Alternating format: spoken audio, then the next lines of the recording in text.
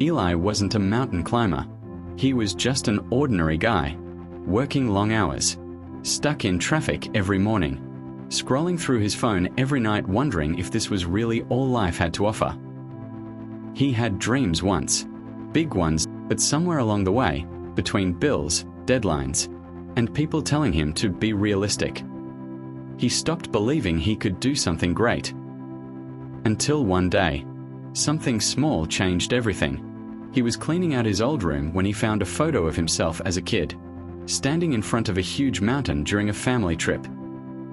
On the back, his younger self had written, "One day, I'll climb this."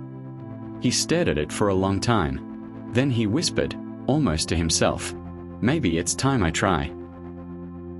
The next weekend, he drove out to that same mountain. He didn't tell anyone. He just went.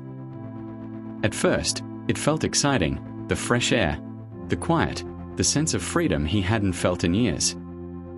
But the higher he climbed, the harder it got. His legs burned, his breath grew heavy, and with every step, his mind started to whisper, "You're too old for this. You should have done this years ago. What's the point?" He almost turned back. But then he looked up, the summit hidden behind clouds, and thought, what if I just take one more step? So he did. And then another. And another. Halfway through, the weather changed. Rain came out of nowhere. He slipped, scraped his arm, and sat down in the mud. Angry, exhausted, defeated. He thought about quitting. He thought about everyone who told him he wouldn't make it.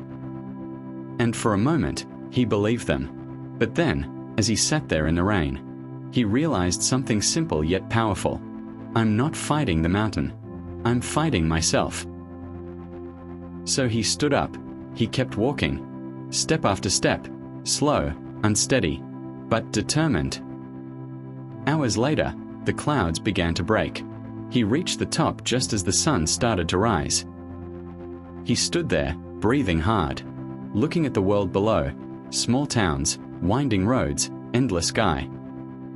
And in that moment, he wasn't thinking about the pain, the doubt, or the climb. He was thinking about how close he'd come to giving up. Then he smiled and whispered, "It wasn't the mountain I conquered. It was my own mind." Sometimes, life's mountains aren't made of rock or snow. They're made of fear, doubt, and excuses. You don't have to take big leaps, just one step at a time, because in the end, the climb that breaks you also builds you.